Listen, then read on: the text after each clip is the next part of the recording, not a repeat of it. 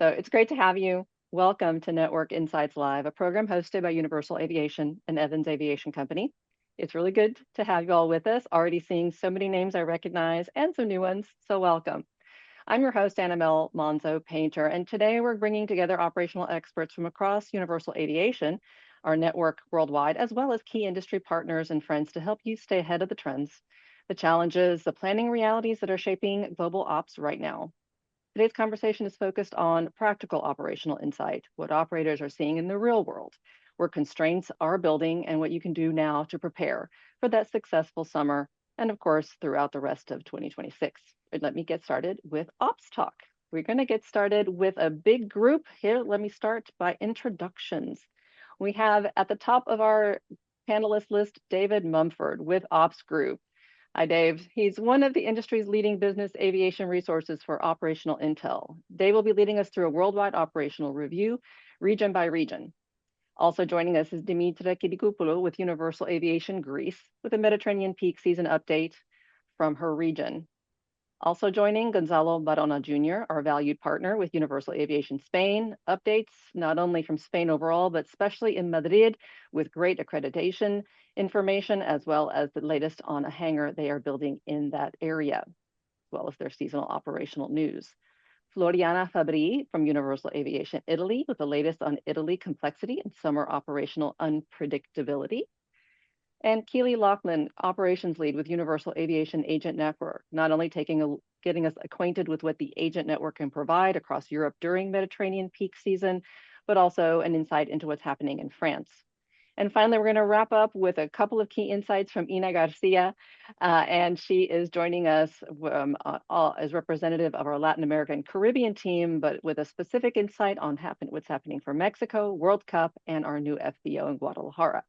So lots of experts joining for today's panel and glad to have them all. Quick programming note, originally we planned to be joined by Adam Hartley with the Regulatory Toolbox, sharing a focused look at European regulatory access realities and best practices. Unfortunately, due to unforeseen circumstances, Adam cannot join us today. He sends his sincere regrets. I do already have him locked in with a confirmed plan for a true regulatory deep dive webinar very, very soon. Look for those invitations in your inbox and go ahead and let me know in the chat. We'll take note of these. What topics you want covered? Is it bizav taxes, EU LISA, ETIAS, EES? You name it that's regulatory, let's put it on Adam's radar. So please drop that in the chat and we'll make sure to include that. All right, now on with the show. We're going to get started with Dave and Ops Group. So Ops Group does play a unique and invaluable role in the bizav community, collecting real-world stories and intel from the field, sharing those across their channels and membership via daily ops emails, airport spy reports, and key blog articles. If you work with a trip support company or if you DIY, Ops Group offers a top resource for the industry, bridging that gap between the official story and operational realities. So we're excited to add Dave into the panelists today for his unique insights. Welcome, Dave. And if you could get us started with a look at what's happening in the Middle East and Europe first. Sure thing. Can everyone hear me okay? Thumbs up. Good. Thanks, Annabelle. Hello, everybody. We're going to do a quick whirlwind tour today, starting in the Middle East. In fact, I'll tell you what, let's load this little helpful friend up. Here we go. Here's what's going on in the Middle East at the moment. Terror in the skies there for a while. Airspace closures all over the place with zero notice. Missiles flying about. Planes circling and running out of fuel. Fortunately, the big picture now is that it's calmed down quite a bit. You can get into most airports if you really need to, and you can overfly most places if you really want to. Most flights are still doing one of these things. They're going either sit down like this, south via Egypt and Saudi Arabia, or north, as you can see, via what's that? Armenia, Azerbaijan, and then mad Afghanistan. Some people are still doing that. Zero ATC over Afghanistan, still.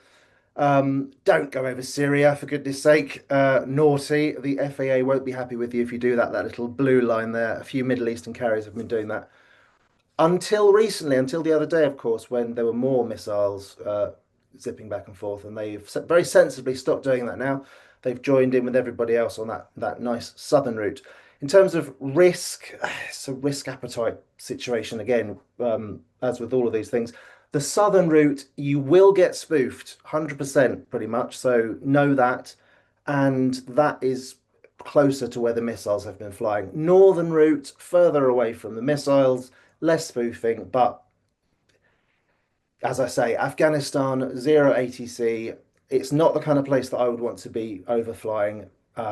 In an engine out situation, good luck with the Taliban kind of thing. So that's top level stuff. I shall sit a bit in my chair now. You've seen that picture.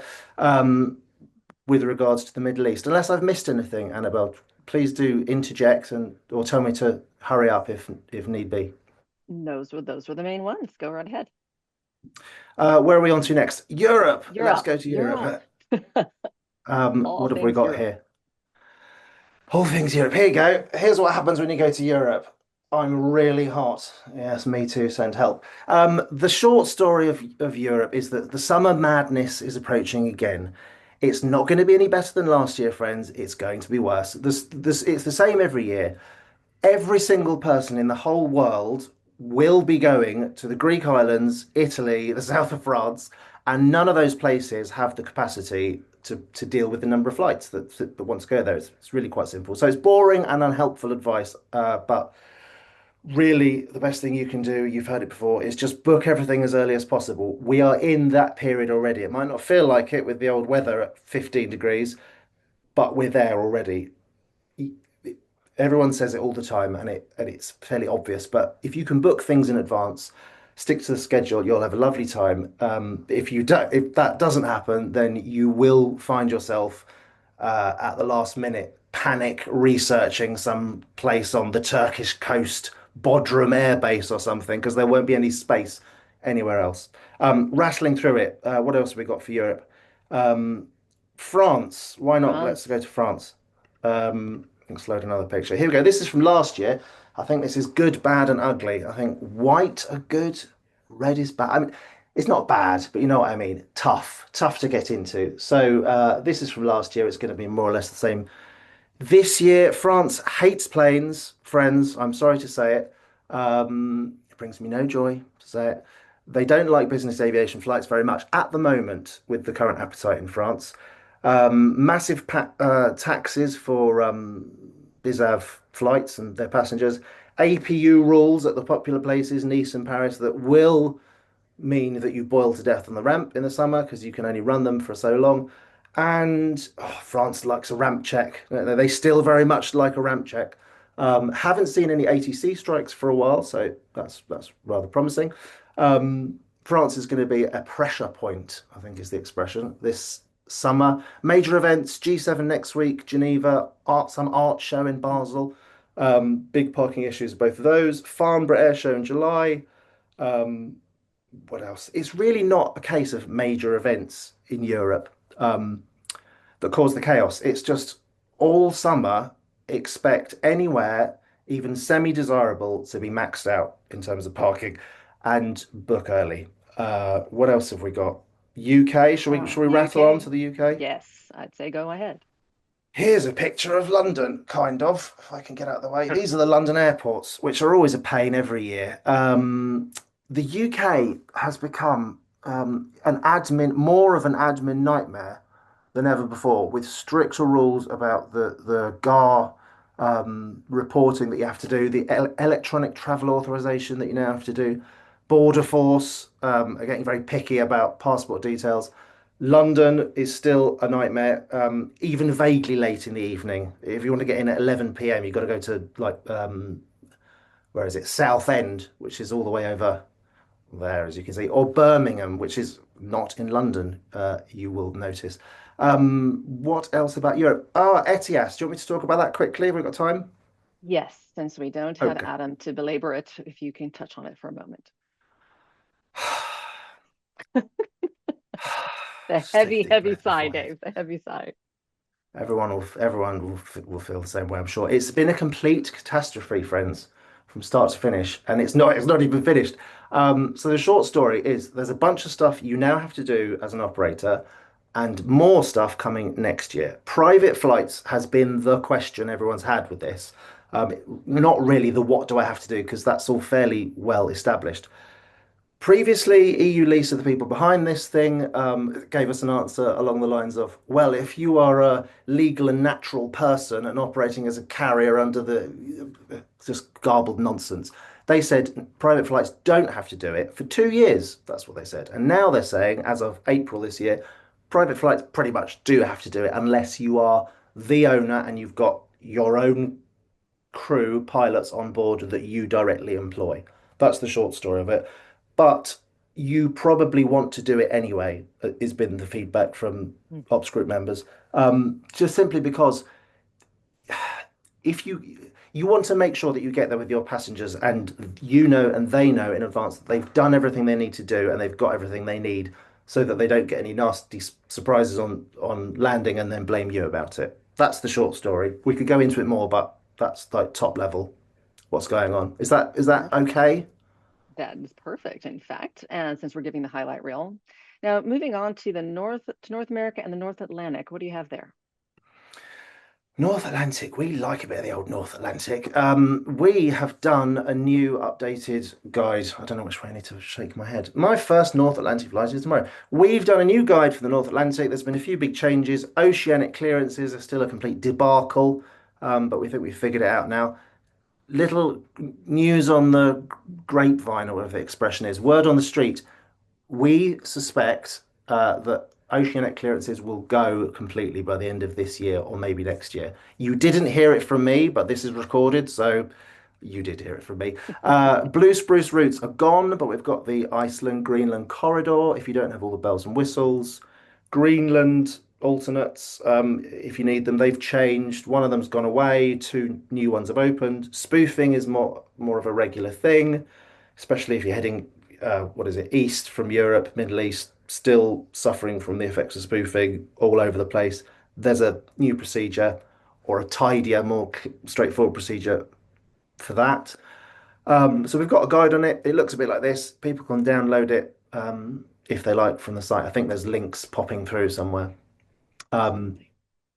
that's the short story on the NAT. Neatly onto the US. We're kind of heading up and west here on the Whirlwind Tour. The US. The World Cup is obviously the big story here. Let me see if I can find it. There we go, friends. This isn't going to happen again, is it?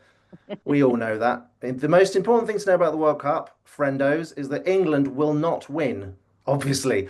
Again, I'm boycotting the World Cup. I'm not watching any England games because I play like a bunch of gormless goats every time I watch them play. So I'm not watching it. You can watch it and enjoy yourselves. All the usual suspects in terms of ops everywhere around the host cities, more pressure on permits, slots, parking, hotels, handling, just about everything else you can think of. And also some pretty eye-watering special event fees in some places. Even now, even some people have said to us, we've requested, I won't give the airport name, some parking for the World Cup in a month's time, and then cancelled it 4 hours later. In fact, this came from you guys. It didn't come from us. This was a universal bit of news.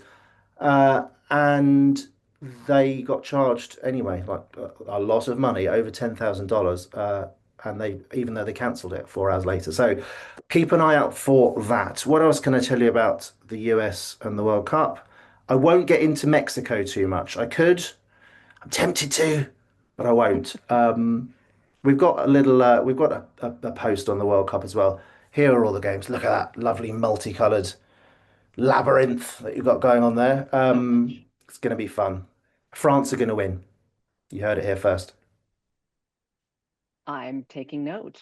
So, in wrapping things up, Dave, you said you had a few odd notes on South Africa and Singapore. Close things out. Ah, yes. Let's return to where we are in the world. Sure. And there you go. There you go, people. That's my local airport. South Africa is giving. I said I wouldn't mention Mexico. Is giving Mexico some stiff competition, a run for its money when it comes to permit chaos and general permit misery. Um, Lots of reports of super long delays getting permits in South Africa, lack of communications, and sometimes no permit at all, even at the last minute. So that's something to know for South Africa, and a few various other things over the past year. ILS procedures just going missing and all kinds of nonsense. There should be a link about this. And Singapore was the other place. There's a few things to know. That a couple have happened this year, one's happening next year.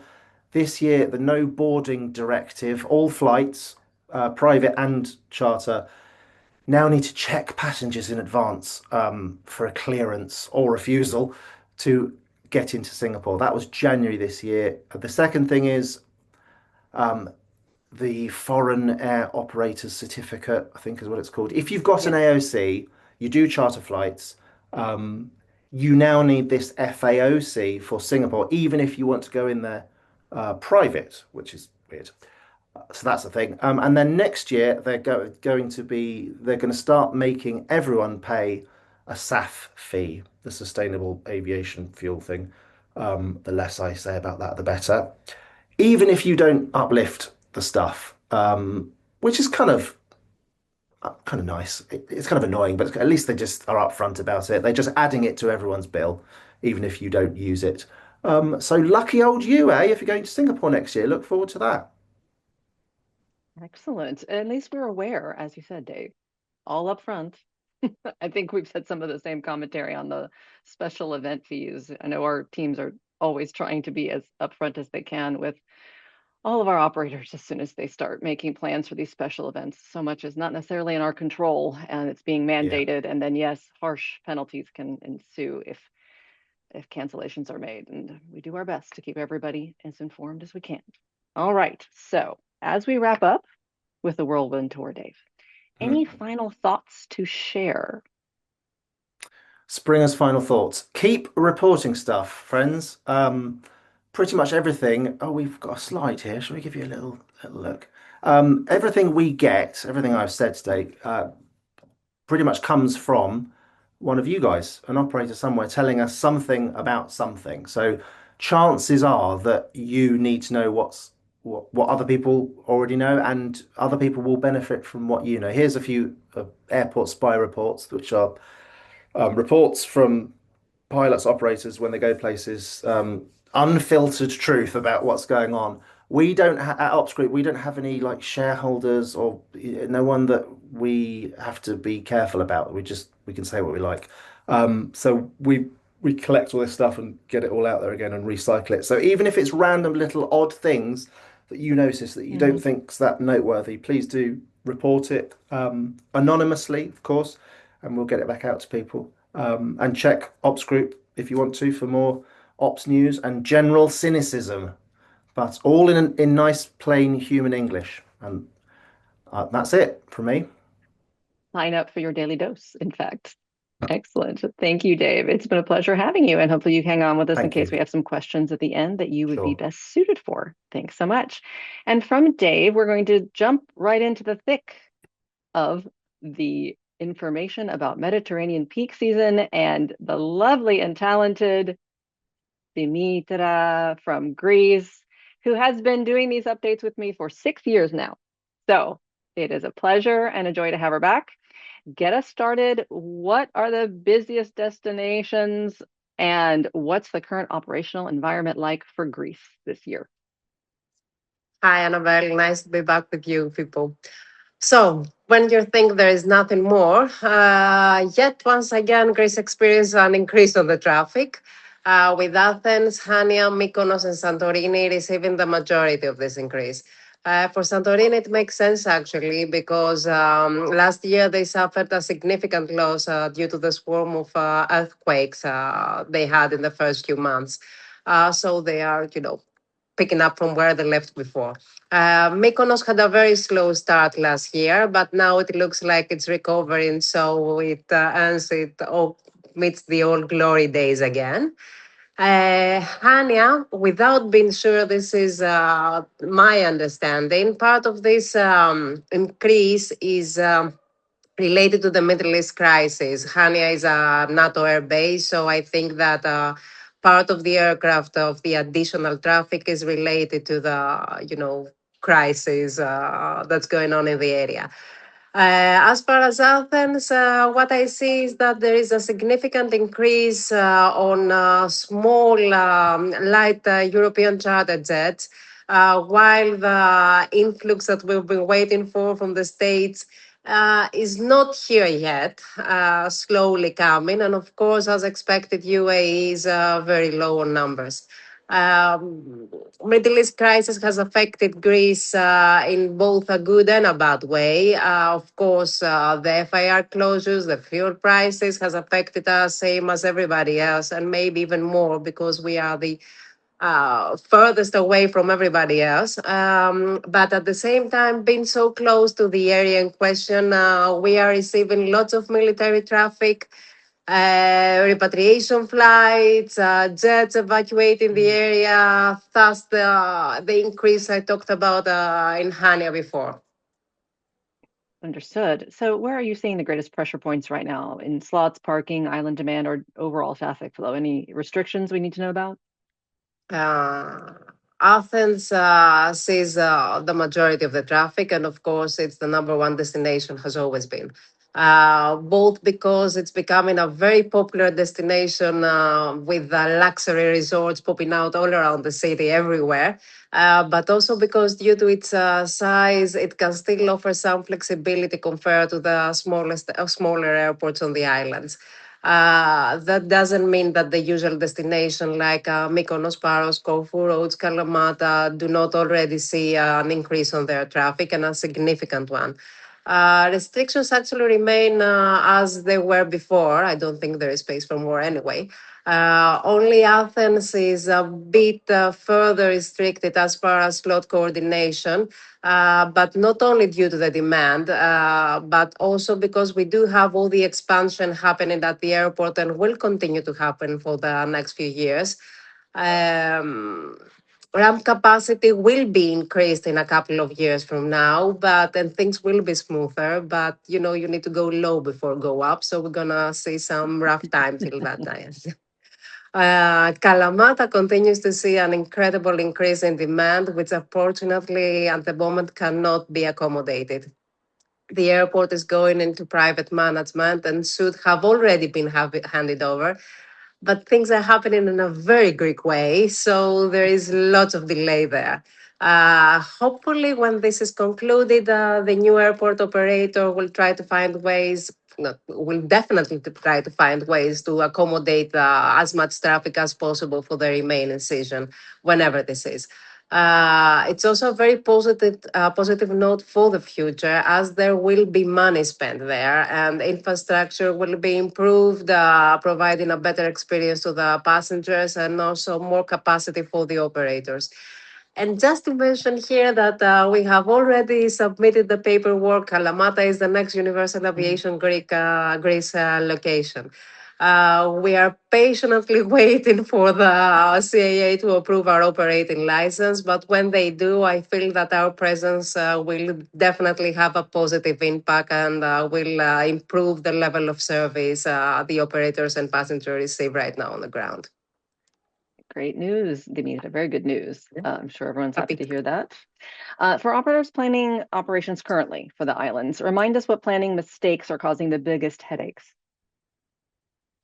The most common is that operators tend to rush into making arrangements before receiving slots or parking confirmation, ending up with enormous cancellation fees and not doable plans.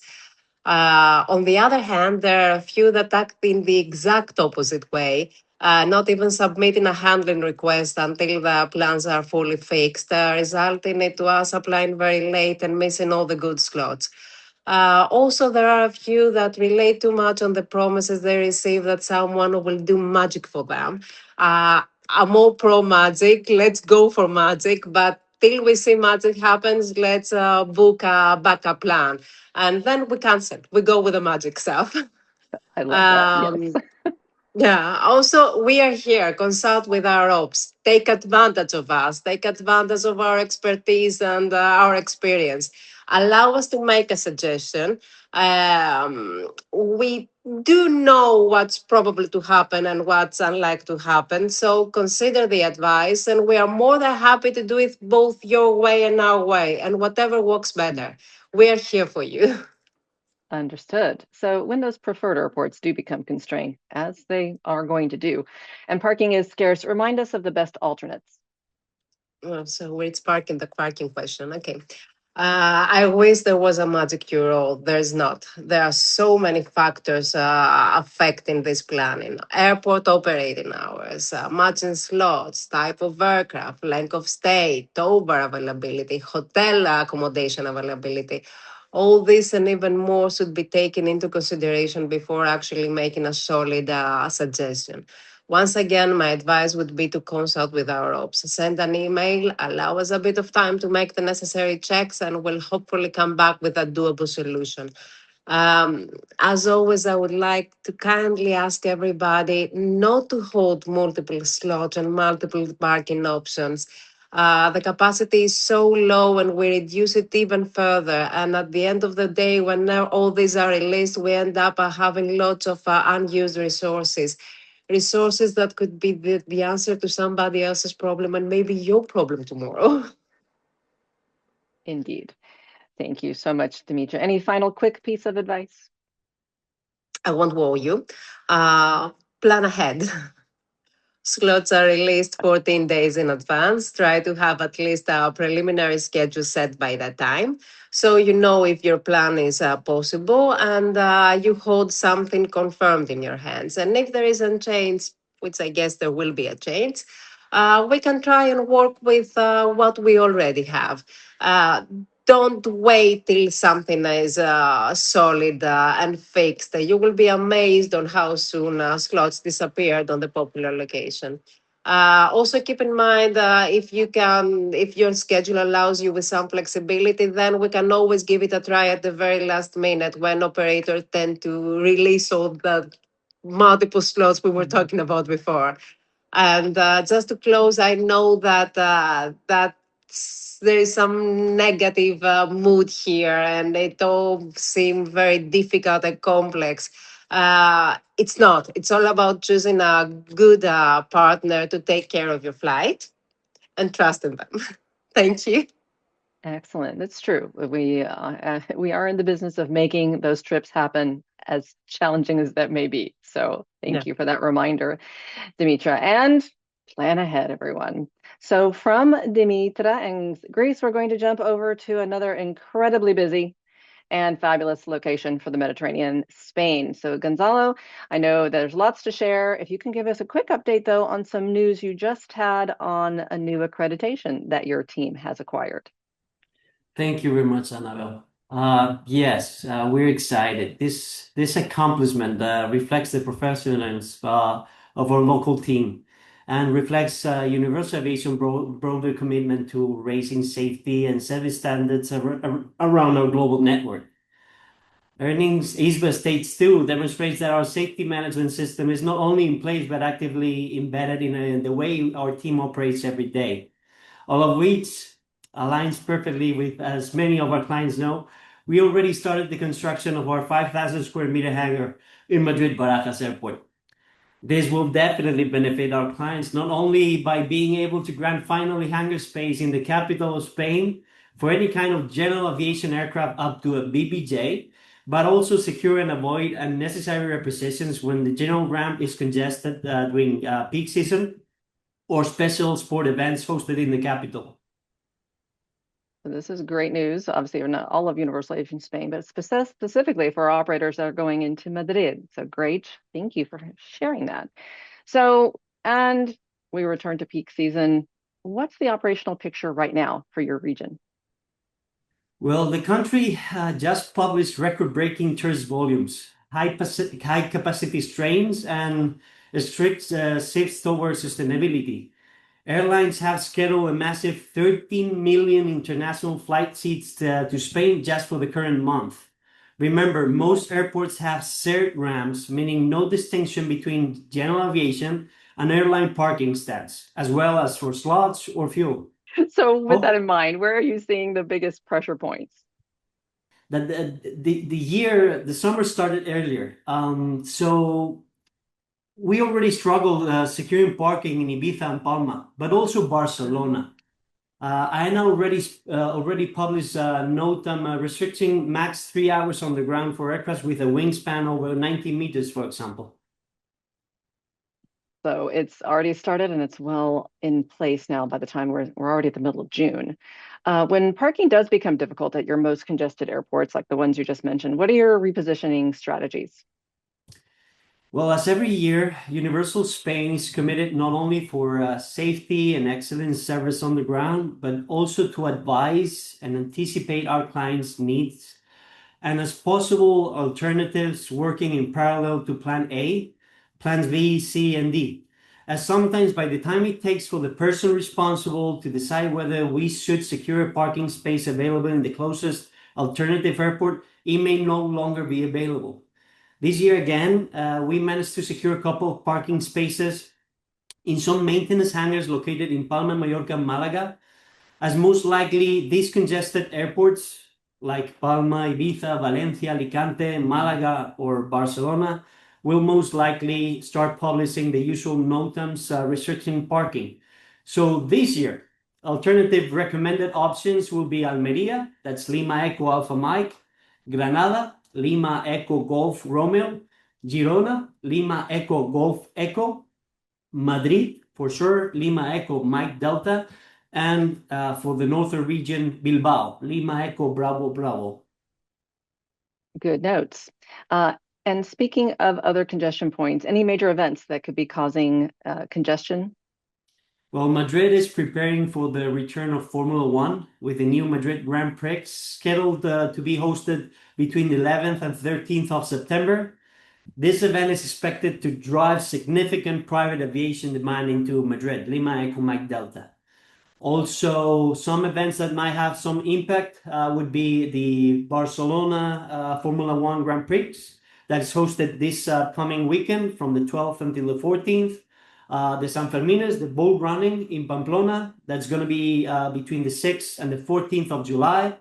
And hopefully, again, this year we're hosting another NFL game between the Bengals and the Falcons. That's going to happen in Madrid on November 8th.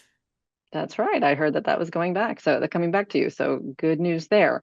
All right. And then to close things out, Gonzalo, what do you think operators consistently underestimate about Spain operations for the summer?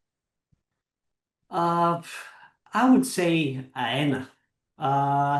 This public entity that manages the Spanish airports, slots, and parking.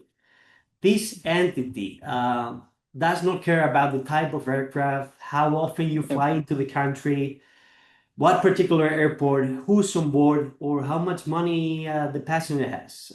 They control the ramp, and once they reach certain capacity, they simply start denying operations or simply publish a NOTAM without previous advice. So as we always say, please plan ahead and try to reduce the schedule changes as much as possible. Remember, once we get the slots or parking confirmed, they cannot be denied, no matter the NOTAMs they may publish afterwards. Whether it's whatever is confirmed stays confirmed. Yes. Excellent parting advice. Thank you, Gonzalo, and congratulations on You're all the welcome. recent accomplishments and the progress for your team. So from here, we move to the lovely country of Italy. Pleasure to have you, Floriana. Let's keep going. So we all know Italy can be one of the most operationally dynamic countries during peak season. What are the biggest challenges for operators right now? Yes, hello, Annabelle. Good morning and good afternoon to everyone.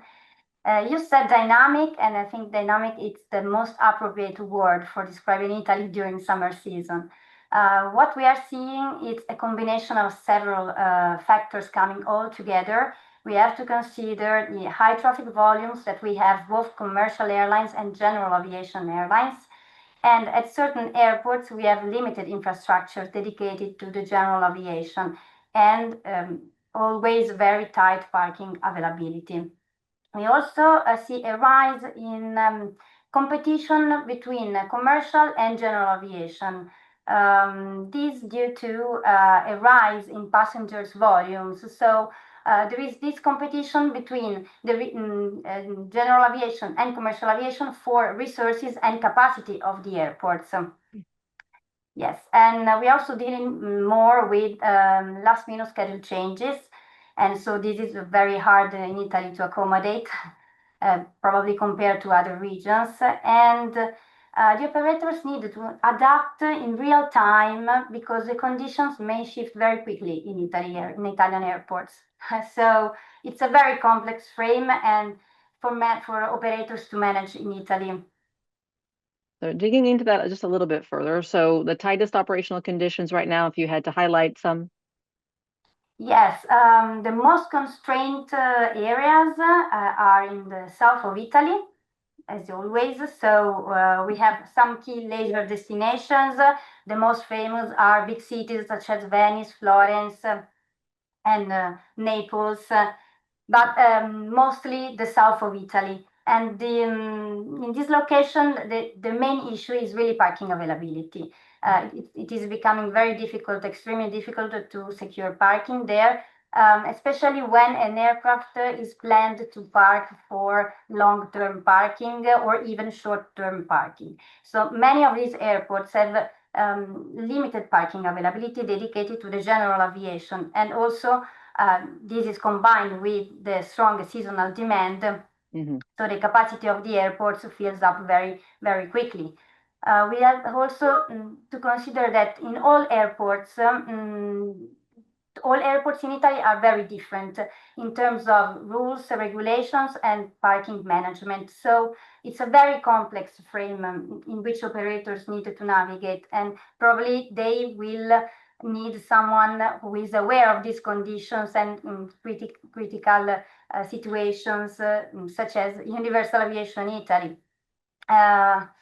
So in this part of the countries, the constraint operators need to plan is exactly where the aircraft will be parked and for how long. Indeed. And I think you're going to jump in now with some suggestions around that, right? So thinking beyond the primary airport. Yes, exactly. The most effective approach Universal Aviation Italy suggests is to not focusing only on the primary airport. We suggest to always identify and secure a viable alternative, so an alternate airport. To be open also to drop and go operations instead of parking, and to build, for sure, flexible schedule. We also recommend to plan in advance not only parking and slots, but also handling services, ground services, crew logistics, and fuel. Another important element, probably the most important one, is to stay always in communication with the handler or with Universal Aviation Italy, because communication is fundamental. Having real-time updates can make the real difference in Italy. And want to take also this opportunity to share with you good news. Universal Aviation Italy has reached as well ISBA stage 2 in all 3 FBOs, Milan Linate, Milan Malpensa, and Rome Ciampino. That's a great news, Yes, we are very Floriana. excited. Also, so something to celebrate for Italy as well as for Spain. Partners in safety success there. That's great, great news. All right, so moving along. So our operational trends and issues that catch operators off guard. Where do they get surprised? Yes, the biggest trap probably is treating Italy like a static and predictable environment. Instead, we have seen it's very complex and dynamic. Some airports are so restrictive, even with minor changes, and not only during the peak season, but during peak days or even peak hours. Indeed. So as you finish your discussion today for our visitors, Floriana, what's one thing you want them to think about for Italy for the summer? Having a plan B, it's one of our suggestions. So always having something else confirmed, another airport confirmed, having operations already confirmed in other airports. So a realistic option, we can say. And Universal Aviation Italy can really assist operators in managing this complexity and this difficulty in finding parking everywhere. So to summarize, we recommend operators to plan in advance, for sure, as always, to stay flexible and to be ready to adapt very quickly to the conditions that may change they may shift very, very quickly in Italy. Staying flexible is key, and I do think that that's can't be overstated. It's not just think about the plan B, but go ahead and execute fully on paper, if you will, that complete plan B, so that if it needs to be enacted, it's ready to go. You just haven't thought about it as a vague idea. Ah, yes. So perfect. Thank you, Floriana. And from the beautiful shores of Italy, we go to talk about other constraints across the Mediterranean peak season. And Keely Lachlan from our Universal Aviation Agent Network is going to touch on how her group could assist with that, as well as some insights on France. So thank you, Keely, for joining. And let's go ahead and get started. I did want to just give some context because I know, oh, let me make sure I bring Keely up on the screen here. Hold on just a second. There she is. Hello, Keely. All right. So, with that in mind, Universal Aviation Agent Network. So, not all of you may be familiar with it. It's a special service that works in tandem with our ground handling offices and FBOs worldwide. It's a hyper-focused level of attention and detail for full coordination, especially when congestion or infrastructure are a concern. Deployable in some of the very European hotspots we're mentioning today, and a few others. So Keely, can you start by giving us a brief bit of insight on additional what's going on at that concierge handling level that can assist with complex ops? Absolutely. So UAA is essentially our boots on the ground, and then we're there for the crew before, during, and after their mission. A lot of people hear ground handling and just think, oh, it's just parking or fuel, but the reality is that a successful operation requires somebody to keep the constant coordination between the handler, the airport authorities, customs, immigration, fuel providers, tax transportation, crew transportation, the hotel, caterers, yacht captains, helicopter captains, and a dozen of other stakeholders. So, having our agents act as a single point of contact and keeping the mission intact, they can keep it again intact and then keep it moving forward in the right direction. Our agents monitor for schedule changes, they coordinate with local authorities, and we like to troubleshoot issues before they even become a delay. We even watch the local news just in case there's a protest blocking the airport or if there are people throwing tomatoes at airplanes, which we've seen in the past. So basically, we're there to ensure that the passengers and the crew have someone on the ground locally advocating for them. And that's where it becomes very valuable. Yeah, I think you mentioned that at the end of the day, the goal is really pretty simple. And this is what resonated for me. It allows the crews to focus on flying, and then the Universal Aviation Agent Network is there to help make sure that everything that's happening on the ground around the aircraft is happening and for the passengers. So you're sharing that responsibility, and especially valuable at some of these super congested locations where there's a lot of moving parts and perhaps the infrastructure is not super top notch. All right, so med peak season can become an operational chaos center pretty quickly. From your perspective, where are operators struggling the most right now in the region? I think where they're struggling the most is that demand remains strong, but operational flexibility is shrinking. We're finding that airports are just a lot less forgiving with schedule changes than they were a few years ago. And as we've heard from everybody on the panel, parking is the biggest challenge this season. I would say another major issue is that operators are planning their trips based on a winter timeline. So we need everybody to think summer. We need weeks and months instead of days. So just something to keep in mind. If you haven't submitted your trip for the summer, as soon as this is over, please do that right now. Because your airport of choice is going to be dictated by parking availability and not by what the people in the back of the airplane want to do. I love that. I don't think we've ever had that said before here in so many words. I mean, I know our panelists are hitting on all these other points, but that is super summarized way of saying it. I think that's super important for operators too, that operate a lot into a region of Europe that it just becomes a whole new ball game when summer arrives. And think summer timelines. It's different. That's valuable and just cool for reframing. Thank you. Okay, so let's zero in on France for a moment. What are the biggest operational considerations there for the summer? Parking, strikes, airport restrictions. I know Dave touched on some of these and some of the challenges. What's the Yeah, current reality? As David said, France hates business aviation, and we continue to see that again this year. It's very sensitive during the summer months. We are looking at a possible strike at Charles de Gaulle, although I know that's not a big airport for most of our users. That's going to take place on June 18th, and so there is a probability that could spill over. Right now, Nice is seeing about 600 flights per day.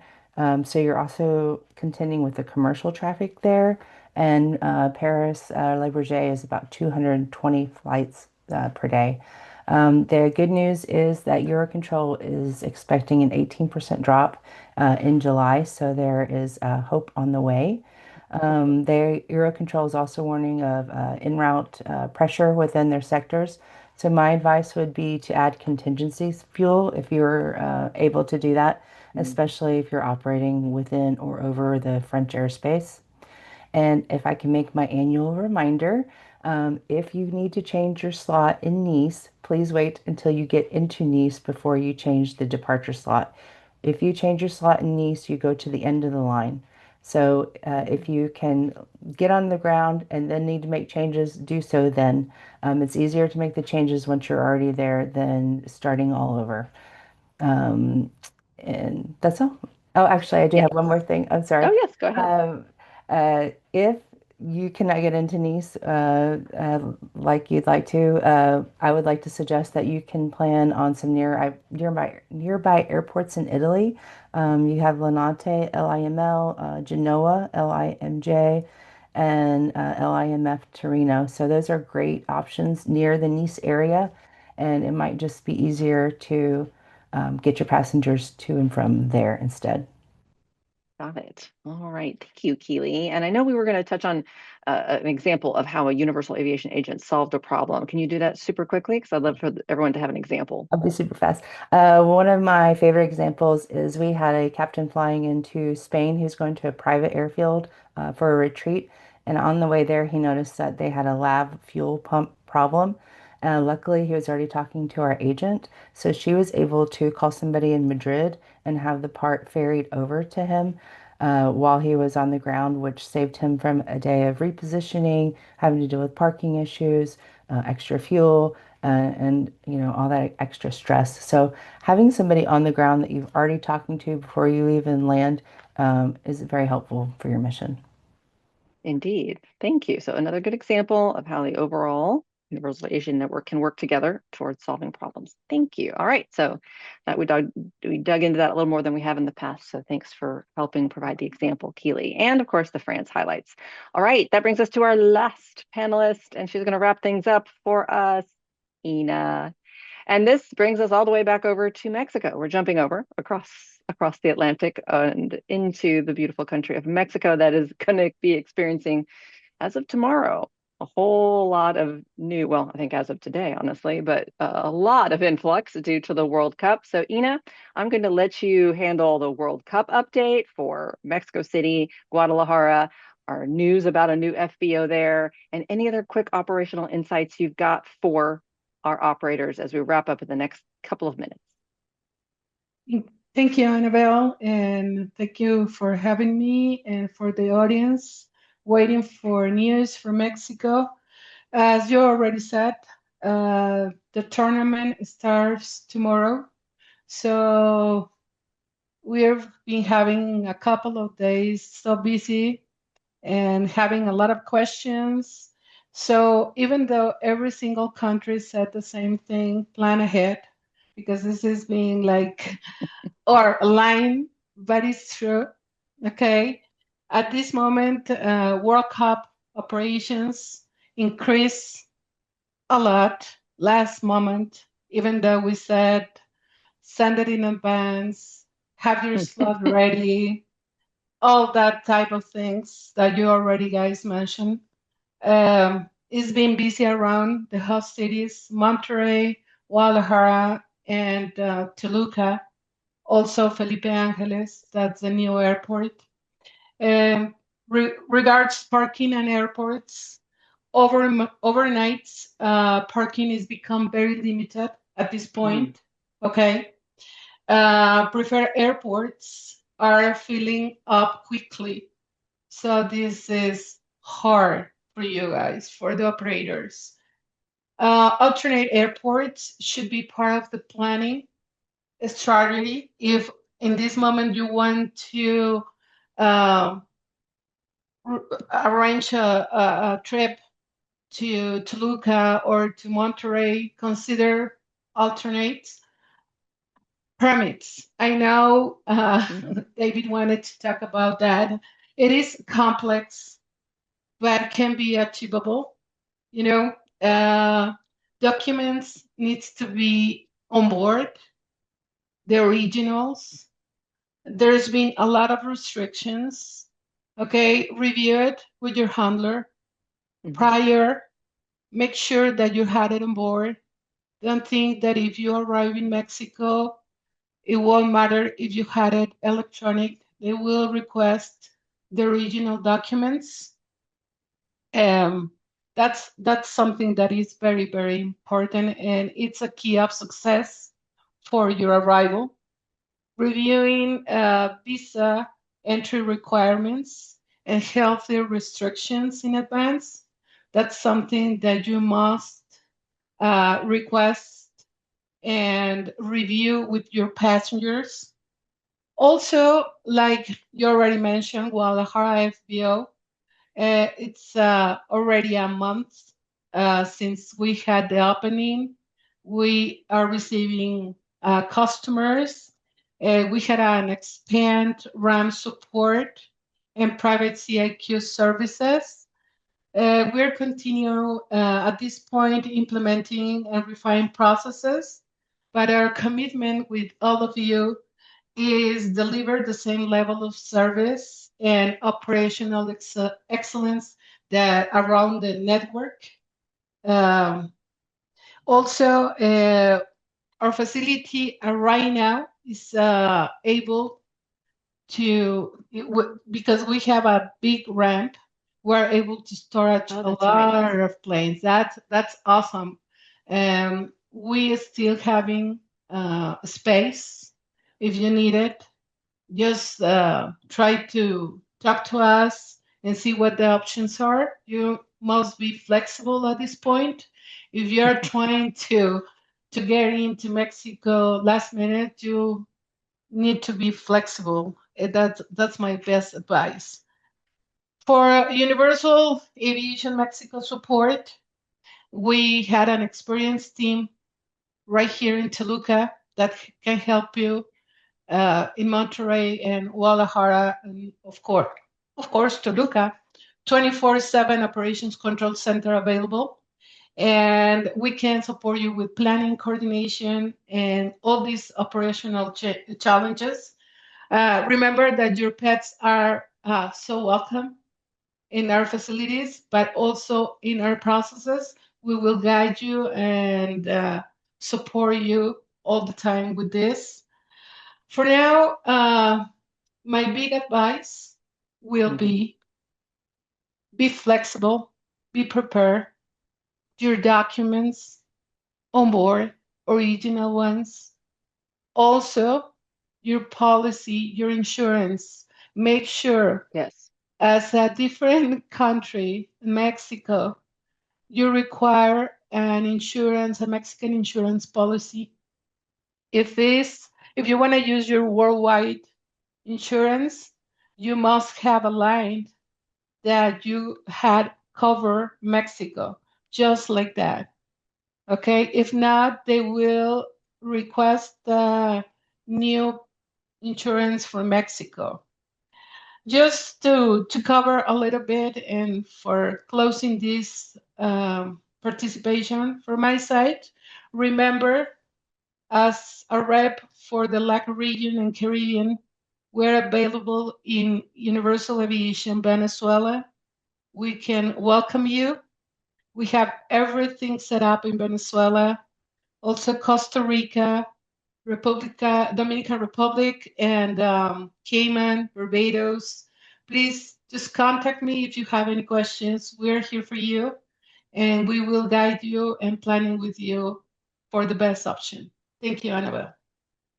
Thank you, Ina. And Ina literally joined us at the very last minute because she could not prepare with us in advance because she has been handling so many details with the Mexico team, trying to get our operators together. So thank you, Ina, for dropping in with all those inputs. And I know she mentioned it at the end, but do not forget those documentation requirements for Mexico. Super important if you're ever in doubt. I've seen this over and over again. I by no means am the operational expert, but I've heard it from our team so often. Definitely double check with our experts in the region if you're in doubt about what you need to have aboard the aircraft, because those checks do happen. So thank you so much, Ina. Yes, I Appreciate would it. like just to add something. I forgot about Brazil and Ah, Danielle. Danielle is here, and I don't want to get in trouble. Don't forget that we are in we will Brazil, never and forget yeah, Daniel. and we're welcome you. We're here to support you. I know you have a lot of questions, but we hope we can guide you and take you for the best way in arriving to Mexico. I know it is complex. I know local or international customers feel the same way, but we are prepared and we have the experience to manage this. Thank you.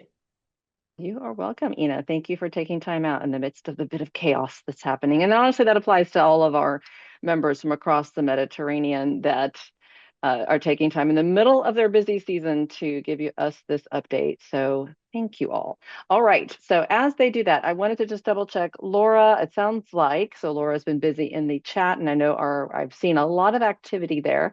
Do we have any other questions that need to be brought up that haven't been covered in the chat? In the meantime, I did want to go back. I think that we can touch on, I know that Dave touched on this a bit. Floriana, if I can pick on you for just a second, one of the pre-submitted questions, just to clarify this for sure for everyone, the SAFA checks in France in particular, we had a question about. Do you have any insights into that to share? So we are not involved in self-inspections directly, but we are aware that sometimes inspection have been done. I can speak for Italy. So in Italy, yes, some inspection have been done by our Civil Aviation Authority, and should be the same for France. Yes. And I went to say Italy when I said France. I'm so sorry. Okay, I don't know where I got France in my head. Okay. But same thing, That yes, was it. because that was where Yeah. they came. I Yeah, had questions for both countries. So that was yeah. probably why. Both So countries. thank you. So something to be prepared for, and I know that Dave was touching on it as well. And then I know as we finalize here, and we're about to get to our time, Dave, if you are still with us, so you still here in the background? Yes, still here. Yes. I know that you said you may want to tackle this one, so I'm going to take you up on your word. That was the question from the Part 91 operator on major changes across London, Paris, Germany for this summer. That's quite a broad swath. London, Paris, London, France, Germany. London, the night ops is the biggest change. Stansted has tightened its summer night restrictions. Luton has only got a very limited number of night slots. And then, as I said before, you've got the thing about the General Aviation Report, new rules, the electronic travel authorization, new rules. So that's it for the UK. France has got these